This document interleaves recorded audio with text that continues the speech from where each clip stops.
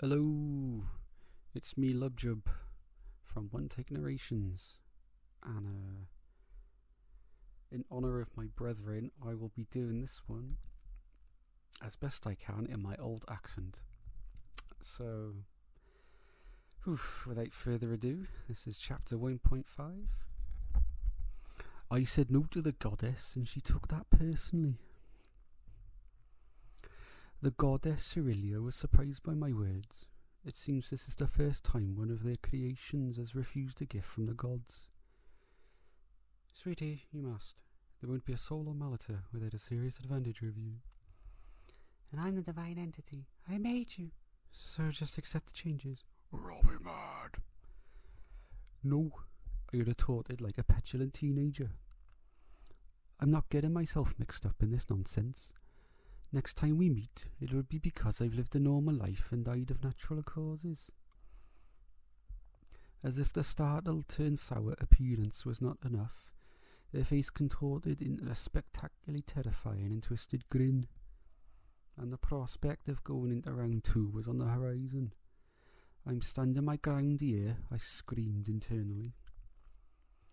Look, your almightiness, I was special before, and I'd like to keep it that way.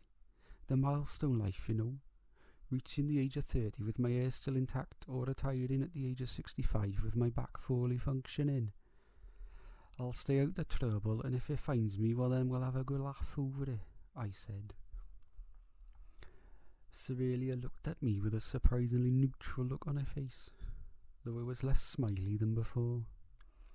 Fine, Terrahume, I will send you back. Transporting us to a large room full of grand and expensive-looking white and gold marbled pillars, and in the centre of the room lay a glowing turquoise circle upon a stone platform. Once you step through, you'll arrive on Malata. The old worlds, Terra and Malachor, are one now. Several lands have been replaced or relocated, so it will take a little time getting used to it all, she said in a dry tone. I nodded to her, which ended up appearing more like a bow, and she returned the action reluctantly, it seemed. Touching the circle, I at once blacked out, and when I awoke I found myself in Malata, the newly formed world, in the year 2040. There are 4 regions. To the cold mountainous north live the Dornam, or Suds of Beaches as I prefer to call them. Like elves from my childhood fantasy media, fat-bearded, short, artless, or ruthless, I should say. Almost forgot about the sharp talent like ants too. They're a technologically advanced bunch with frat boys and sorority girl personalities. To the flat and farm-like west are the more loose and craft-focused Anke. They look a little like Terrahumes, though taller and slenderer. And they have odd pointy ears. Oh yeah, they are born with odd birthmarks on the left hand that supposedly signify a particular speciality in an element, though I doubt that's true. They are a little bit like that famous teenager, Larry Bob, in the Sorcerer's Side Room of the Hollowed Prisoner Goblet, Part 1, 2, 3. To the east lived the 3-tribe Cohen, living in a fairy tale creature land with the dazzling animal-like populations and the multi-coloured forests dotted around the place. Kohenor are broad and bird-like with feathers giving natural gliding benefits. They tend to be more involved in the service industry, as butlers and chefs, that sort of thing. Kohenid are short and dumpy, looking like giant brown chinchillas that are notoriously durable little blighters and tend to be in the craft and exploration trade. What the hell is a chinchilla anyway? Kohenai are split into 2 subgroups. The Fairlidan tend to be focused more on frontline fighting. They're bigger and more muscular, more suited to those ways of living, whilst the Hundan are more averse to the long-distance archer types, being slenderer and hypersensitive to sight, smell and sounds. I think the coolest thing about the Cohen lands is the colossi not far from the main city. Over 100 feet in height and probably as wide, I think, because I was never best with mathematics. Super convenient, those colossi don't eat us. Synphotosis, I'm told it's called, is the primary way they obtain energy. They get nutrients from the boff, that's big orange friend according to the impies, or sun according to the rest of us. Also a blessing they happen to be vegetarians.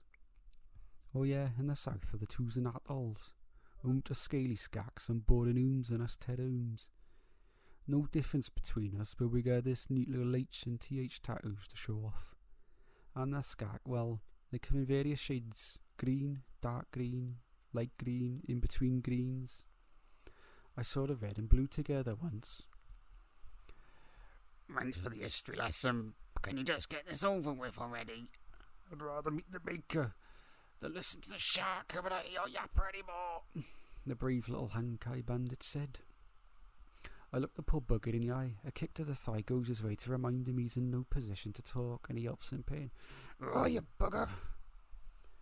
I bet you're struggling to understand what's happening so far. Don't worry, you wouldn't be the first. Now you wouldn't know how I felt when it all happened. My closest friend Wardy was tall, broad and shouldered, and dark-haired. The ladies loved him back home in the old world, but romance wasn't his thing. He received the gift of the scale from the goddess Liberata, enabling him to figure out the morality of one's actions, words, crimes, you name it. Gives a blessing or a curse to the target based on the outcome. I forgot to give the fine print, my bad. These godly gifts, well, through trial and error, we realise they are not really beneficial. Well, that's because the activation requirements on at least half are random. Wardy's requirement, large blood donation to power its activation. He overcomes this by keeping a flask of Bosch, as he likes to call it. He makes a small donation for when he does need to use it without causing himself any negative effects. Never a pretty sight catching him midway refilling. Rua was another friend from the old world. She was in the marketing department at work, so we did not cross paths that often.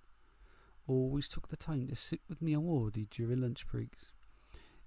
Even more so after we found out she was a game nut. Skanga, god of social relations, gifted her the caller. It's been 7 years and still she doesn't even know how to use it. The only information it provides requires a collective to use. In addition, under the Cosmic Union Law Act of 42069 BC, caller will not function on weekdays or the holidays. I'm telling you, the divine entities should be made to take IQ tests before they're given positions of power. Who makes stuff like that a thing? The first of our friends we made from Malachor was Horace van Chocolade Edelweiss Jones. If blokes were a drink, he'd probably be the top bloke in the world. If you think it, you can sniff it out. Plants, food, metals, minerals and gems. Yes, I do mean sniff it out. And no, Horace is not a Hundan. Okay, well he is half, but that's not the point. The god Fenrir gifted him the power of the Seeker. He's got the only consistently useful gift among my group, but it has on occasion gotten us into encounters. Like that one time we were to partake in a foraging request on the Barrow Plains of Gilead, and then these bandits just showed up demanding everything we got unless you want to taste cold steel. I took that personally and punched the beard off the shortest dude there. Oh wait, that's now. And that concludes chapter 1.5. Thanks for listening.